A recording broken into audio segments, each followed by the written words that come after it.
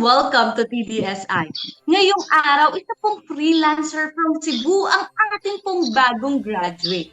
At isa rin po siya sa ating top gainer. I would like to introduce to you Sir Brandy Clark Banawan. Hi, Sir Brandy! Hello po sa lahat. Yeah, thank you for inviting me here sa interview. So thank you so much din po, Sir Brandy, sa pagtanggap po ng aming invitation para sa interview po na ito ngayong araw. And can you please introduce yourself, Sir Brandy, para po sa ating mga viewers? Yes po, sure. So, originally from Mindanao po ako, pero pumunta po ako dito sa Cebu to work. My current role is as a billing analyst ng isang logistic company.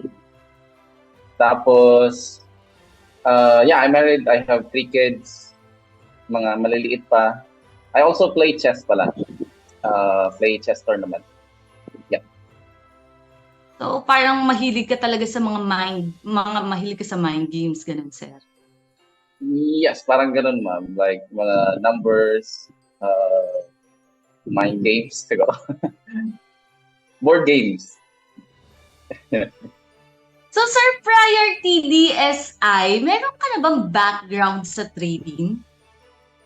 Nagtitrade ako dati sa crypto, pero yun, sariling trade. Tapos, di talaga minsan, madalas nadadala sa hype kasi search ng follow ng kung sino pwedeng i-follow. Nasubukan ko rin po doon sa PSE, local market po natin. Kaso, kuan lang, tawag dito, parang dividend investing lang yung focus ko po doon. So, and how was the trading naman sa crypto, sir? Gain naman siya or what happened to your crypto? Yung sa crypto, na-liquidate po. So, yung dati, nag-trade ako sa KuCoin, tapos sinusubukan ko po yung mga leveraging. So, yan, actually na-liquidate po yun siya, ma'am. Kaya yung ginawa ko na lang, nag-switch ako sa yung PDAX para parang buy, tapos hold, kung waakyat, sell, tapos hintay naman pagbaba, tapos buy na naman ulit. So, ganun na lang ginawa ko instead of doing yung trading sa yung mabilisang trading.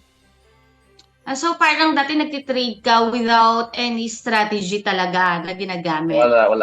Wala po. Parang mga indicator lang na moving averages, tapos mostly po sa hype, follow ng mga groups. Kasi yun talaga karamihan na nangyayari, especially sa mga newbies, di ba, na parang zero knowledge pa in terms of trading. Doon talaga sila nadadali sa hype, di ba, sa pagpa-follow ng iba't ibang groups. Yung iba nga dyan, nagsha-shopping ng mga groups, ng trading group, di ba? Talagang lahat sinasalihan nila, ganon. So, yes, po. From PSE trader or local market trader to crypto trader, how did you learn about TDSI and why did you join Forex Masterclass naman? Nakita ko po kayo dun sa Facebook na parang advertisement ata yun, or yung group sa Facebook po, ma'am. Tapos naka-subscribe ako ng newsletter ba yun? Parang sinisend. So binabasa ko po yun. Tapos nainganyo po ako kasi maganda naman yung sinishare doon sa parang newsletter o yung sinisend sa amin na email. So, kaya nagka-interest po ako na to join kasi manaisip ko po, ma'am, parang I'm not achieving anything sa yung sarili ko pong trade. Walang nangyayari kasi kung nag-gain man, mabilis talagang ma-loss. Parang doesn't make sense yung ginagawa ko po dati. Kaya I decided na gusto ko naman talagang mag-trade. Hindi ko lang alam gawin. So why not enroll a course? So yan po yung ginawa ko. So kasi sir, di ba, like what you said earlier na ikaw ay isang crypto trader before. Why by this time ang in-enroll mo is Forex? Kasi narinig ko lagi yung Forex, pero ang sabi na scary, nakakatakot. Pero narinig ko naman po na malaki po yung market cap niya compared sa crypto. Tapos mas malaki pa siya kaysa sa PSE. So naisip ko na, so malaking potential yung market ng Forex. Pero kadalasan sa narinig ko po is very scary. Wag mo talagang subukan. Yan, dinidiscourage po nila. So, sa mga group lang din na sinusundan ko. Tapos nung narinig ko sa TDSI na nag-offer ng Forex course. Tapos, showing results naman. So, yeah. Yun pong nakapag-decide sa akin na siguro pwede naman. Pwede ko rin. Kasi nagawa nila, siguro kaya ko rin. So, yun. I decided to join. At kitang-kita naman talaga, sir, na kaya mo. For the record lang po, guys, si Sir Prandy po is normally kumikita ng 1,000 and above weekly. Weekly po yun, guys. 1,000 plus weekly dollars po ito, hindi po peso, guys. So, kitang-kita naman sir talaga na kayang-kaya mo. I imagine before, pag nagpapasa ka ng PNL, sinasabi pa sa'yo, ang dami mo laging trade. Tapos negative yung port mo, di ba? Pero ngayon, di ba? So, Sir Prandy, what were your expectations upon joining TDSI? Yung expectation ko po talaga na matututo akong mag-trade sa Forex, be able to handle trades properly, yung tamang approach talaga sa pag-trade kasi mga experience ko dati parang sariling sikap lang na not achieving anything. So yun, expectation ko po talaga ma'am na I will succeed. So kasi nagawa ng iba, yun yung pumapasok sa isip ko po na kaya naman nila, so kakayanin ko rin. And isa po sa nagandahan ko talaga sa DSI, it's mentorship, ibang-iba. Di kami iniiwan na parang course lang, di ba? Na-enroll ka na sa course, tapos na yung course, yan, the end na. Pero dito sa TDSI, like, it's really mentorship at ibang-iba talaga kapag ganun po yung approach. So, Sir Prandy, can you tell us about your experience naman as a TDSI student? So I started, ang daming losses ko po.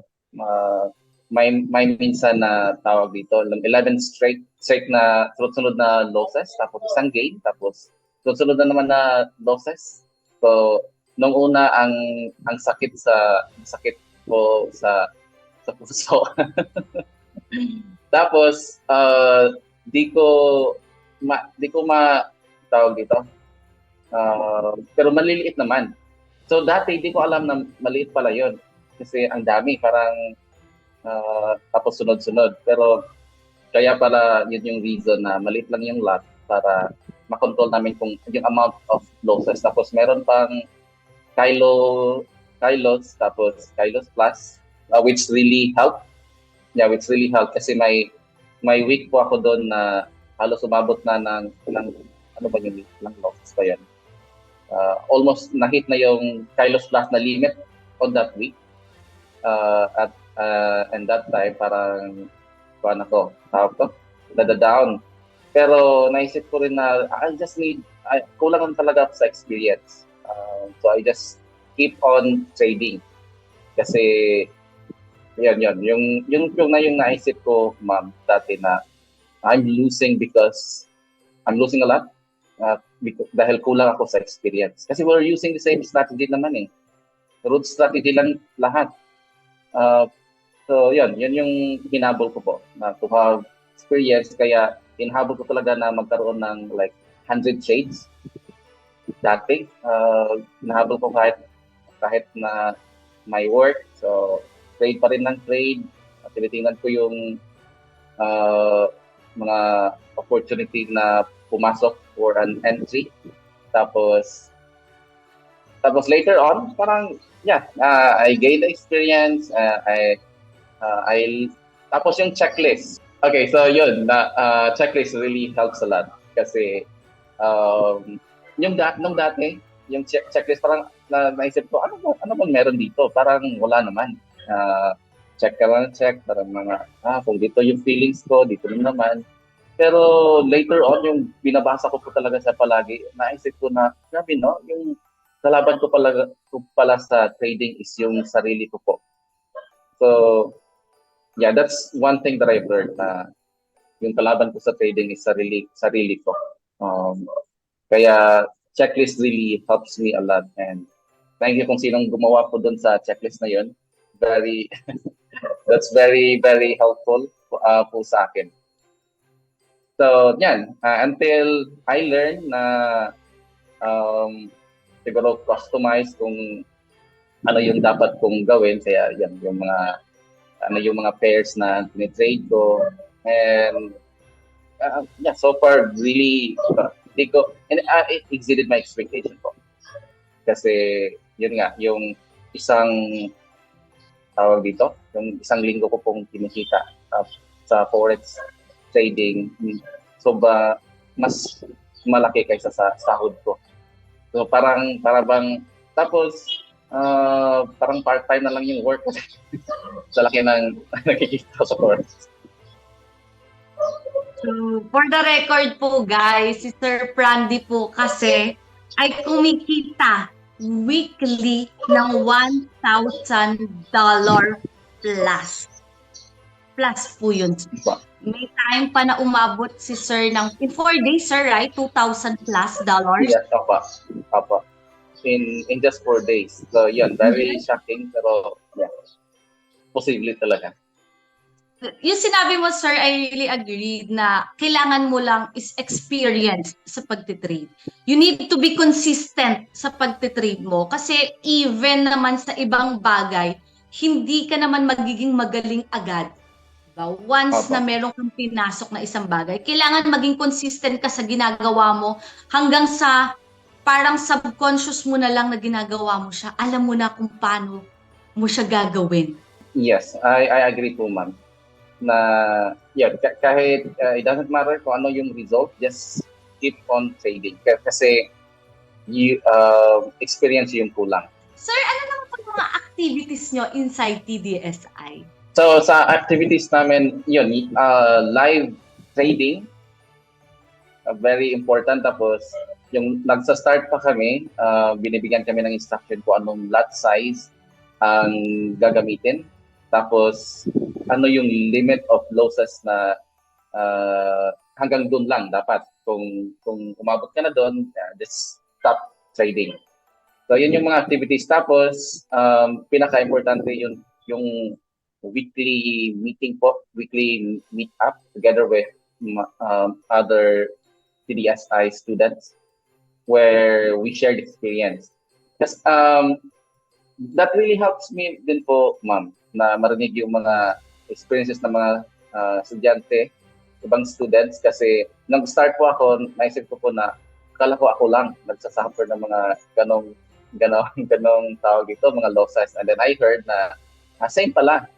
So we're experiencing the same. Kasi habang nagda-live trading, parang yung naka-question ko yung sarili ko na tama ba itong ginagawa ko? Sa akin ba? Bakit ba talaga to? Bakit ang dami kong mga ganito, mga losses?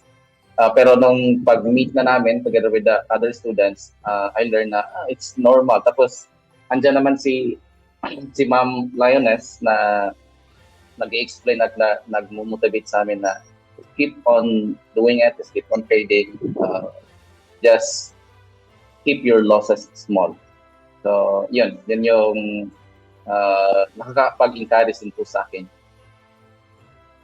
What are the 3 best things naman po, Sir, being a TDSI student? Being a TDSI student, pinakauna yung mentorship na style, na program. So, very, very helpful. Lalo na yung mga, yung weekly meet-up po namin together with the students. Tapos andun po si Ma'am Lioness na nag-share ng kanyang experience and may mga tips din, mga rules na dapat namin sundin. Isa pa yung mga materials na sinisend po sa amin. Kasi sa pag-start, I have wala talaga akong alam sa Forex. Hindi ko nga alam kung ano yung bakit Forex yung name. Kasi kadalasan sa narinig ko po, ma'am, yung, di ba, basta Forex parang scam. Yan yung mga nasa madalas. Ginagamit yung Forex na name to create parang pyramiding scheme. Yan, may mga materials na sinisend. Tapos, you learn at your own pace. Napakaganda po doon. So, I understood kung ano yung mga float currency, mga base currency, yung iba-ibang may mga major currencies pala, yung mga materials na binibigay sa amin. Tapos, so diyan yung pangalawa. Yung pangatlo is yung live na experience. Mabuti naman di kami sinabihan ni ma'am na to create a deep demo account kasi siguro iba yung effect. We really created a live trading. So, kinabahan ako nung pag-start kasi live na. So, it means na I will be losing my money. Parang ganun yung naisip ko po. Kabado sa pag-start. But then, I learned na. So, if they are confident na create talaga kami ng live account, and siguro they will provide us yung proper guidance how to do trading properly. So, yan yung three things. Yung weekly meet up, yung materials na provide so we can learn at our own pace, tapos go live trading. Totoong perang gagamitin. So guys, for those who are watching po na sasabihin na batch 2, batch 1, batch 2, batch 3, na until now, is hindi pa nakaka-graduate. Like what Sir Prandi says, di ba?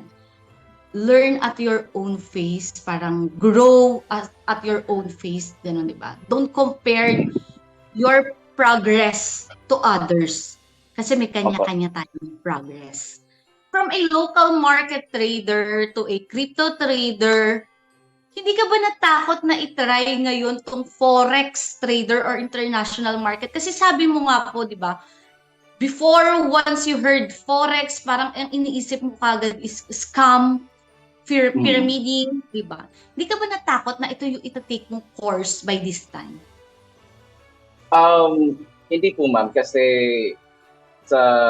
before pa ako nag-join, sine-check ko po talaga yung TDSI, yung mga sinisend na email po sa amin, tapos may mga result naman na pinapakita. Ang isa po sa nakapa-encourage po talaga sa akin na mag-join, I think sinare ko na po yung sa inyo sa message, yung isang email about kay Warren Buffett.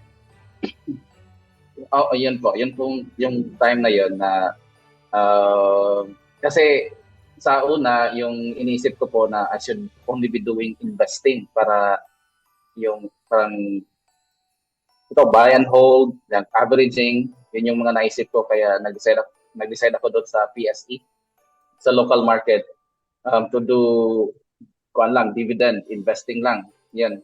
And then yung sinend po yung message na yun about kay Warren Buffett na he succeeded kasi may unfair advantage kasi kaya niya. I mean, kaya niya mag-invest ng itong amount kasi mabubuhay siya. Whereas, na compare ko po sa sarili ko na if I put a certain amount, it will really affect our finances, sa mga needs namin. So, yun yung naisip ko po. And then,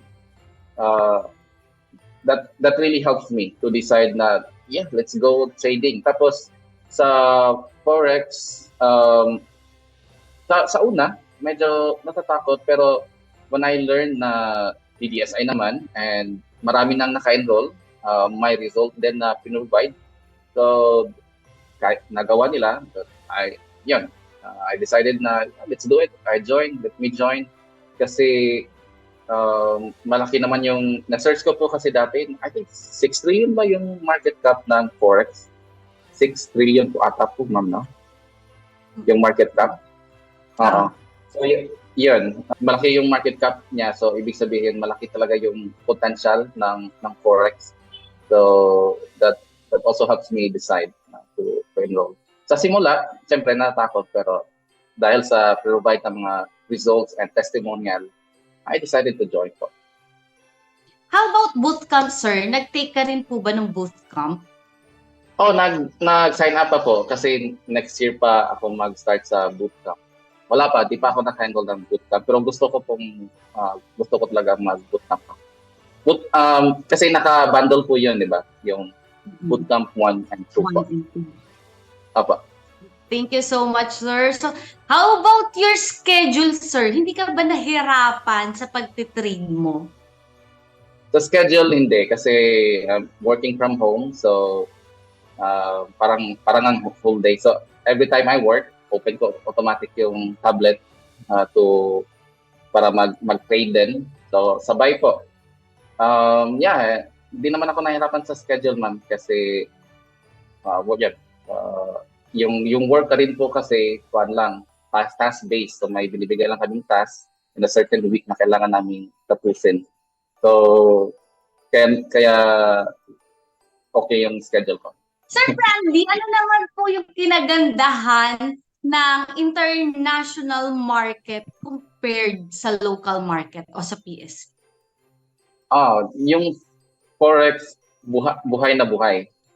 So, I mean, lagi may movement. Tapos, liquid. So, madaling maka-trade. Unlike sa PSE na ang minsan matagal talaga yung movement, ma'am. Tapos, di automatic na pag-sell mo, matawag dito? Ma-sell na talaga. Oo. Ma-close yung position. Di ganun.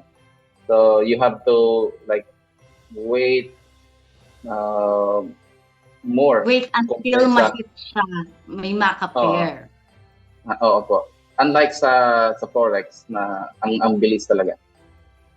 Yan, buhay na buhay ang Forex kaysa sa local market.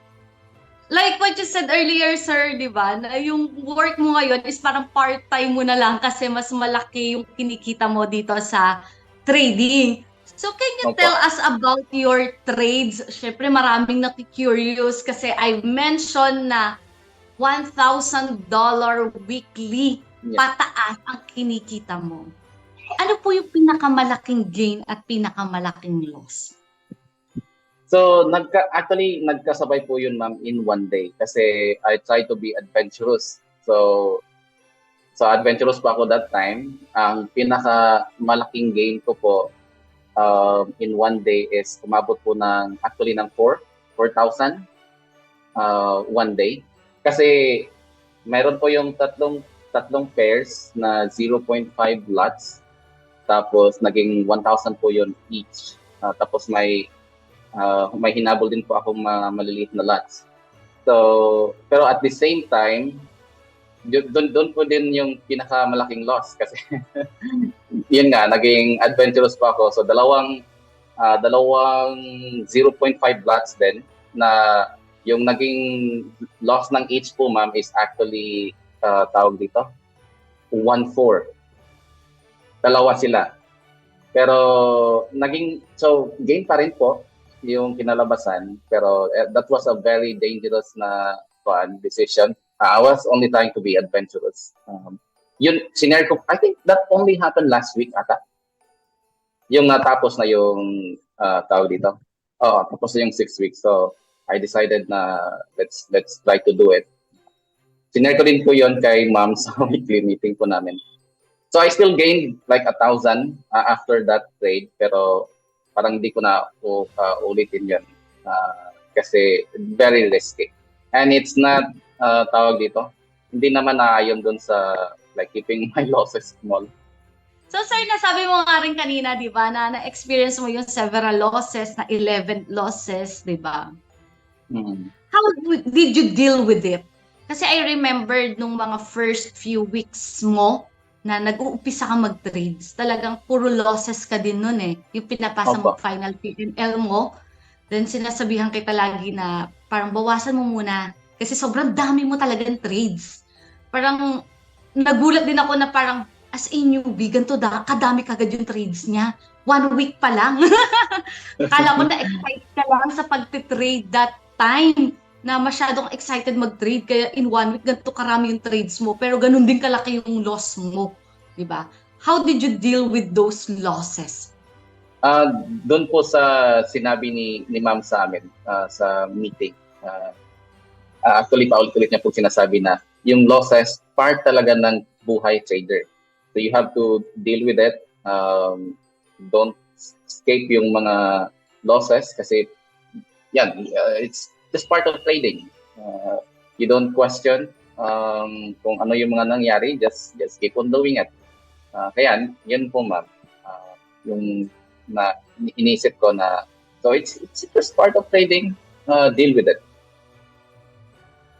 Ano naman, sir, yung mga mistakes na nagawa mo? And paano mo siya na-overcome? Yung mistakes is yung pag early exit, yan ma'am. Early exit. Tapos, masabi ko rin na tawag dito, yung parang revenge trading, mas lalo kang malulos. Kaya marami akong yung dati na sinasubmit ko po, marami talagang losses kasi pag na-loss po ako, parang gusto ko bawiin. So, yun, trade, yun. Kaya dumami lalo yung losing streak. Kasi yung parang cycle that time, iba sa kung ano yung dapat. I'm very grateful naman po sa inyo, ma'am, at kay Ma'am Lioness na yung laging nag-encourage po sa amin na don't stop trading. Just keep on doing it. Losses, part yan ng buhay trader. Kailangan mo lang ng experience. So, ang ganda ng mindset mo talaga, sir, di ba? Kasi other traders, talaga ang mindset nila is to earn. Earn here in Forex. Which is you can really earn sa pagtitrade talaga sa Forex and proven mo naman talaga na rin yan, sir. Pero ang priority mo kasi is to learn and to gain experience. You don't care about losing a lot of money, of course. Siyempre, we have kilos. But you aim for the experience. You aim for the learnings na makukuha mo inside the course. Then, the gain or the profit follows. Opo. Yes, that's very, very true po, ma'am. Nung nagsisimula ko, yun yung lagi kong iniisip na kulang lang talaga ako sa experience. And I cannot expect to gain kung newbie, di ba? Parang ang hirap naman na parang automatic, parang iba yun, ibang field yun, na konting work tapos malaking gain, parang that's a different thing. So sa Forex, trading, lalo na sa guidance ng TDSI, you have to work for it. Gawin mo talaga. And don't be scared of losses. Gain more experience by keep on trading as long as you don't hit yung kilos. Basta hindi pa yun na-hit yung limit, trade ka. Kahit na tawag dito, ma'am, na gain, example, gain. Yun po yung, may mga times po kasi ako na yung bago, mga first few weeks na gain na. Tapos, pero maliit pa na trade, number of trades. So, parang nakukulangan po ako. I keep on trading, so mayroong kaya nagne-negative, pero that's fine. That's fine for me kasi nagsisimula pa naman. So, talagang you aim for the experience talaga, sir. Opo. So, for you, sir, what was the hardest part of your trading journey? The hardest part is to accept losses. Yun po, ma'am. Yun yung pinakamahirap, yung kontrolin yung emotion. Kasi pag apektado yung emotion mo, either you become impulsive sa mga decision or indecisive. Yun yung parang isa sa mga problema. Like, mahirap mag-decide kasi takot ka na. Or isa naman is you become impulsive kasi gusto mo mag-revenge trading. Parang yun po yung mga ganong bagay.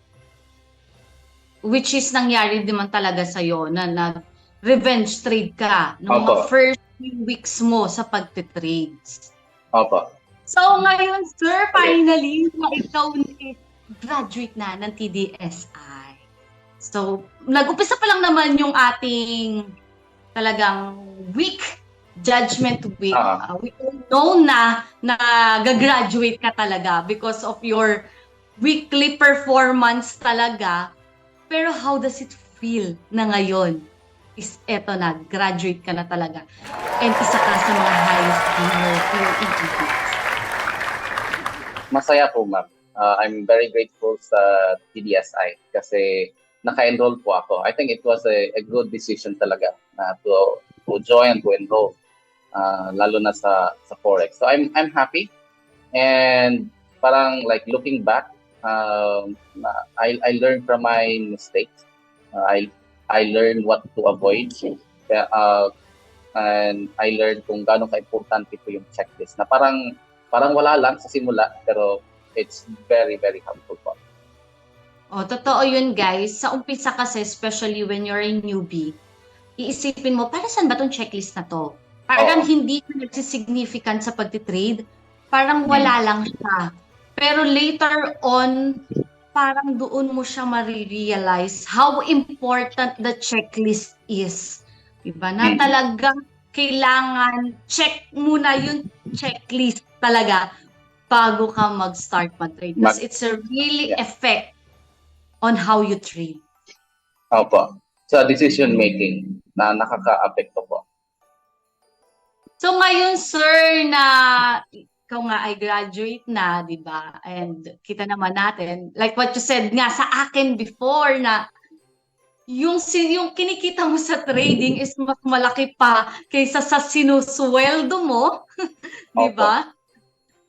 Will you recommend TDSI sa mga family members, colleagues, and friends mo to be part of our TDSI course? Absolutely po. They should not, wag nang mag-hesitate to enroll. It will really help you.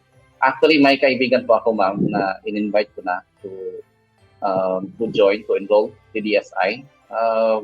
Pero di ko naman siya pinipilit kasi matagal na daw siyang, yung sinabi niya, matagal na siyang trader, ilang taon na, pero parang he's not achieving anything. Kaya in-encourage ko siya na enroll sa TDSI because they have like really proper approach. It will really help you a lot sa pag-trade. Kung ano yung tamang gawin na kung mag-trade, lalo na sa Forex o mga international na market.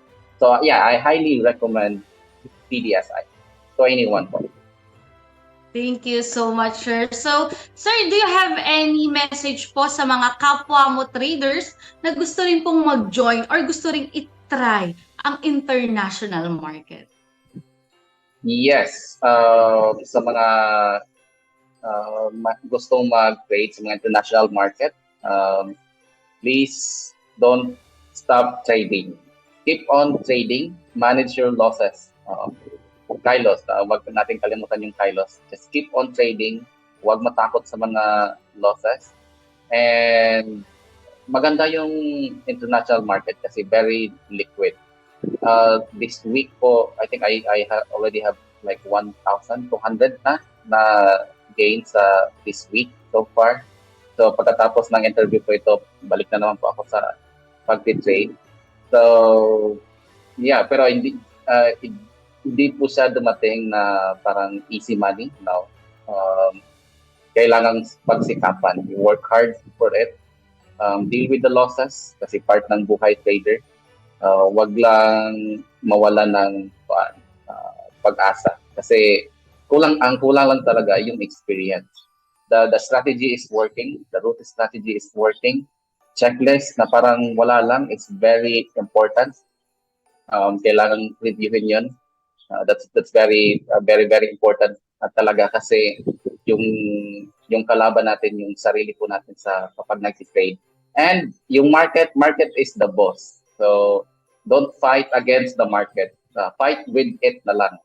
So be friend with the market kasi boss siya.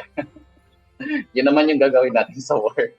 So siya yung boss, kaya don't fight against the market. You can against the market. You can control your gains. Only you have to do is to control your losses. That's why we have Yeah. loss. Opa. So, like what you said, sir, na meron ka ng 1,000 gains. So ngayon guys, upon this interview is Miyerkules pa lang po ngayon and morning po ngayon, early morning. May 1,000 gains na si sir in just 3 days this week. So like Opo. I've said nga po sa intro na kumikita siya ng $1,000 plus weekly. Katunayan na po niyan, sir. So sir, thank you so much po. Do you have a final message po para po sa lahat? Yes. Una sa lahat, I'm very grateful po sa, of course, sa Panginoon po natin. Kasi sa Kanya naman nakasalala yung buhay natin. I'm grateful that He provided this type of opportunity na meron pala. And it's something that I want and love to do. Tapos, I'm very grateful po sa PDSI. Salamat po sa inyo, ma'am, for creating this type of program. Masasabi ko po talaga na maraming Pilipino ang kailangan ang ganitong parang advocacy, parang sabihin natin advocacy, na how to yung proper approach ng trading. So I highly recommend to PDSI yung mga courses po. I'm grateful po sa mga staff ng PDSI. Salamat po sa inyo, ma'am, sa mga relationship managers, sa nag-lead po, nag-host ng mga weekly meetings. Maraming salamat po sa inyo. Itong PDSI ay parang early gift po, Christmas gift po. Magandang Christmas gift po sa akin at sa family po namin. Kasi masaya na yung Pasko. Oh, Merry ang Christmas sa iyo, sir. Diba? Kumikita ka na, natuto ka pa. Opo. Yeah, di mo yan So, makikita sa school. thank you so much, sir, on behalf of the DDSI. Thank you so much po. We're very proud of you po. And thank you so much sa pag-share mo po sa amin ng iyong journey.